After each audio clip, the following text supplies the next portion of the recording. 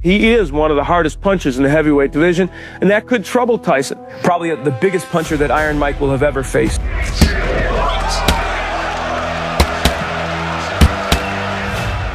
If I hit Mike Tyson with my best punch, he will go out. There's no doubt about it. And here's Mike Tyson making his way toward the ring now.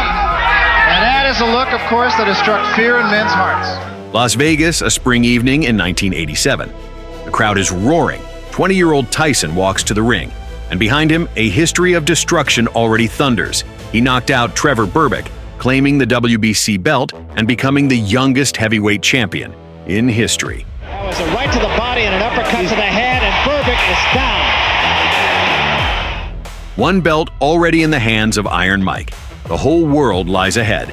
But in the deep shadow of this young champion lurked another monster, a colossus, whose arrival at the top of the division would become one of the biggest sensations of the year. James Bonecrusher Smith. Bonecrusher's tall, and he's a lot taller than me. So therefore, Mike's going to have to reach up at him. And that makes it, it takes kind of a little bit of power off your punch when you punch up than it is when you're punching down. The Bonecrusher, he'll be punching down mostly. And that'll be a big problem for Tyson.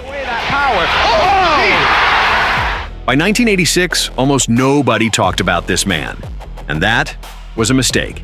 Because in his fists lived a devastating right hand, a true time bomb that fired rarely, but wiped out everything in its path. Without mercy. Back in the U.S. Army, his fellow soldiers nicknamed him Bonecrusher for his heavy shots and a strength that broke more than just opponents' spirits. After his service, Smith returned to North Carolina. By day, he kept the most dangerous criminals in the state in fear, working as a prison guard. And in the evenings, this giant changed his uniform and headed to the ring to crush bones, this time literally. Looks out on his feet to me. Oh, he's got him. Oh, dear me, the end of the Bruno story by the look of this. By the mid-'80s, Bonecrusher had already fought 8 world champions, past, present, and future. Frank Bruno, the legendary Larry Holmes. The list was impressive. Yet the championship train seemed to have left without him. Then, in December 1986, fate handed him his chance. Bonecrusher stepped in as a late replacement and in under 3 minutes unleashed a barrage of devastating right hands on Witherspoon, flooring the champion 3 times and knocking a tooth clean out of his mouth, literally proving his nickname right. It's a wonder Witherspoon can cope not having been on the floor before this, and now it's all over! At 33 years old, with less than 2 weeks of preparation, the unknown contender became the new WBA heavyweight champion of the world. The crown still warm, the champagne still flowing, and Bonecrusher was already looking straight into the camera, saying the words that sent a chill through the entire division. Mike Tyson's a strong young man. He's hungry, and I'm gonna have to hit him with some good shots early to cool him down. But he hasn't really been in with a hard puncher like myself, and I think if I connect with him, it'll be the same way as Tim Witherspoon. Mike Tyson has joined us ringside again, and Mike. March 7th, 1987, Las Vegas. A unification fight, the WBC and WBA belts, on the line. The bookmakers backed the young Predator without hesitation, but the experts warned Smith had one weapon, a right cross capable of ending the fight with a single shot at any moment. So there we go then.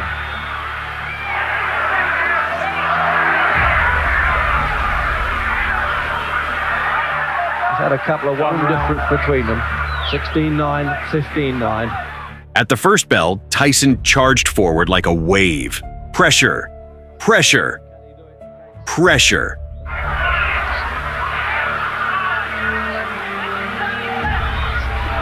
And specialises in knocking people over in one round.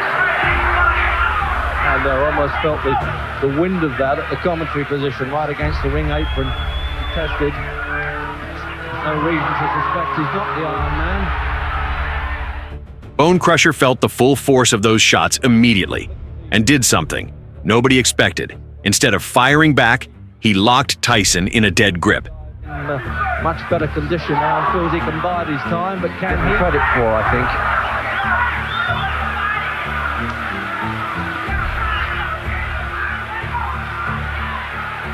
The old Bonecrusher's not coming out throwing the punches as he did.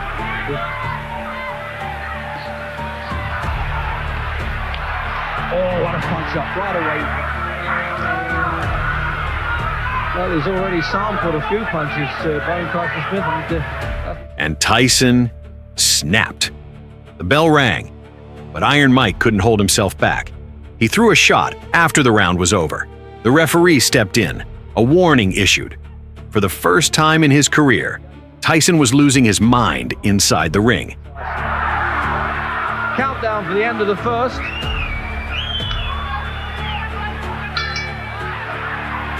And the stare from Tyson, and Bonecrusher saying, "What's this all about?" Round after round, Bonecrusher turned the fight into a wrestling match. Clinch, grab, hold. Tyson pushed forward but kept running into a wall of arms. Referee Mills Lane docked Smith a point for the tactic as early as the second round.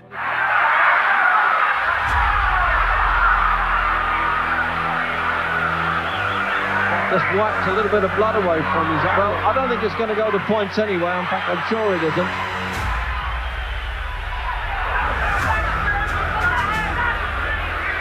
Bonecrusher.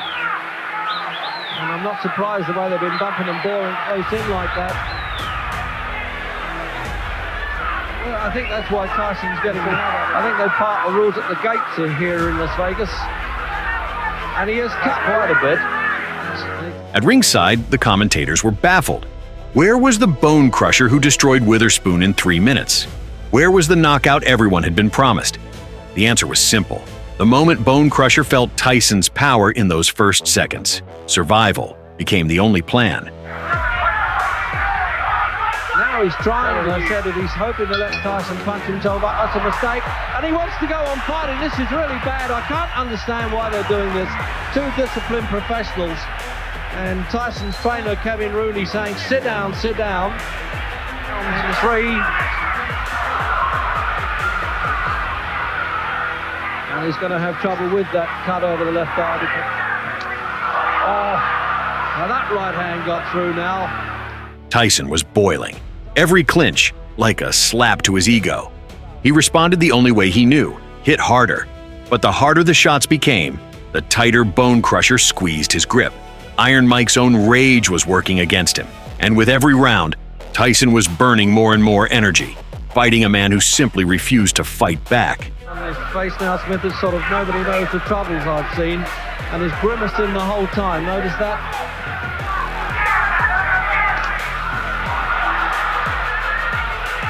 The reason for trying to nullify Tyson at close quarters, but not as blatantly as that. There it is again, you see. Oh, now he's trying to unleash some punches there, Smith. Desperation starting to...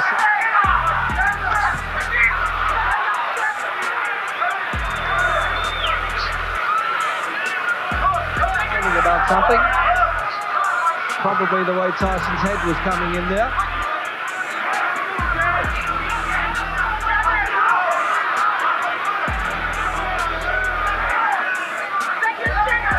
Tyson, I think, would prefer Bonecrusher. Rounds 3, 4, 5, same story. Clinch, grab, taunting after the bell. Smith retreating, Tyson pressing, the crowd slowly dying inside. The popcorn that evening was more entertaining than anything happening in the ring. A few people here have, as they say, done their money. But it just missed the target again.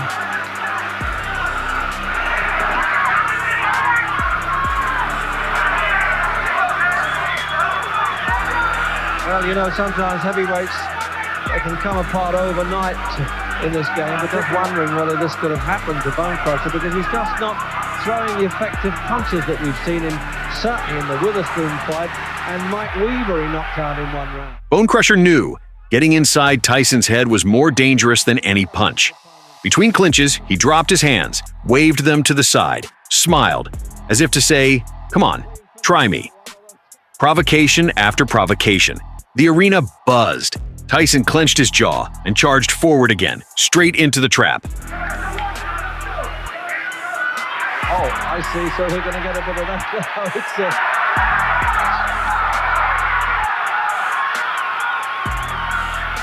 hit us now. The trap was working. Tyson kept walking into the same wall, and Bonecrusher began to find his range. That overhand right, landing down, again and again, just like Jesse Ferguson predicted before the fight. And there it was, live, in front of 10,000 people. Tyson won't stay the course or fall apart. That's a mistake because he's simply not working in hard. Walking away like that, we haven't come to see road work.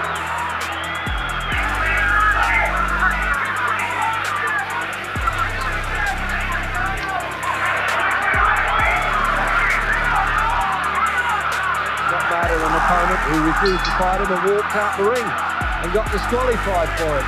And they're still at it on. I had never seen certainly a championship fight. And then, round 7. Something shifted.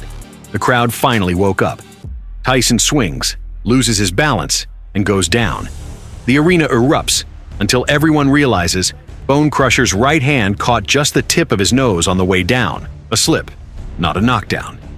The silence that followed was almost painful. Sort of ran out of gas and ran into a punch, and Smith won.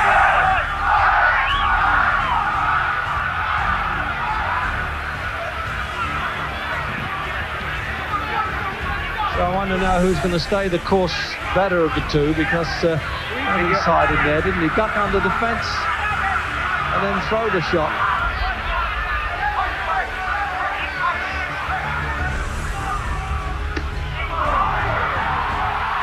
Well, that was almost hit him on the floor there, and he fell across his feet there. There was no knockdown, and referee Mills Lane quite wrong. But something woke up in Bonecrusher after that. He started unloading, and Tyson spent the rest of the round eating real shots. Across his feet there was no knockdown. That only adds to the tension and the needle. Now he's standing and trading Smith. This is what we've been waiting for.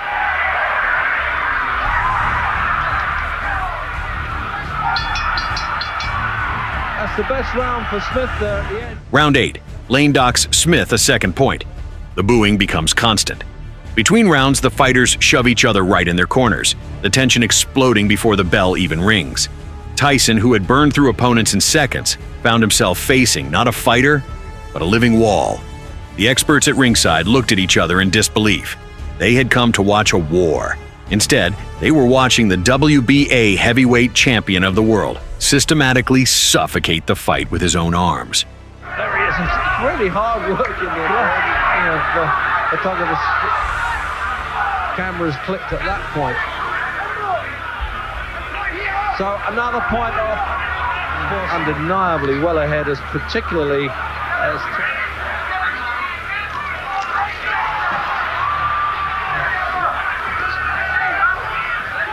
around, it's automatically over, as it was with Bonecrusher.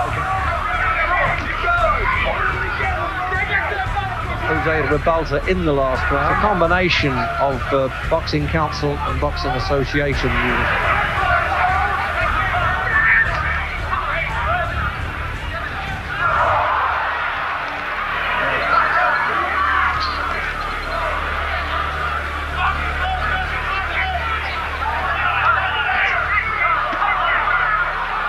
If Tyson can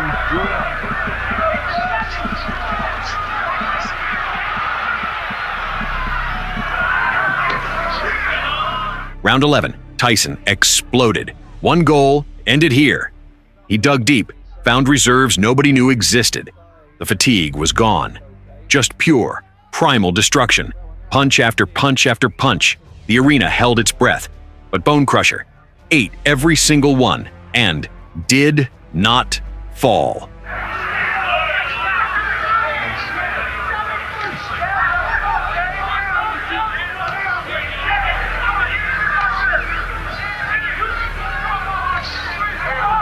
Hook to the body, forget the right hand. Emil Griffiths has been telling him.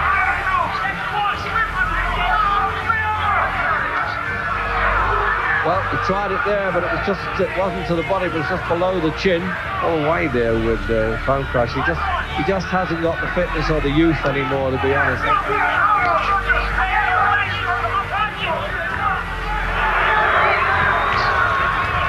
opponent. Always a bit risky as we do, midway through the 11th.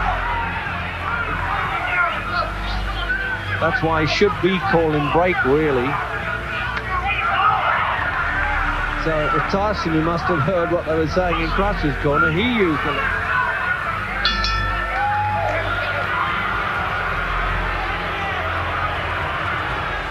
By round 12, the fight had turned into pure theater. Bonecrusher dropped his hands, grinned, taunted Tyson right to his face. Tyson stuck out his tongue. 2 world champions, putting on a circus in front of all of Las Vegas. And 2 from Nevada. Tyson, that's for sure, because he's still got a lot of spring in his legs. So I'm not surprised that he's still full of running.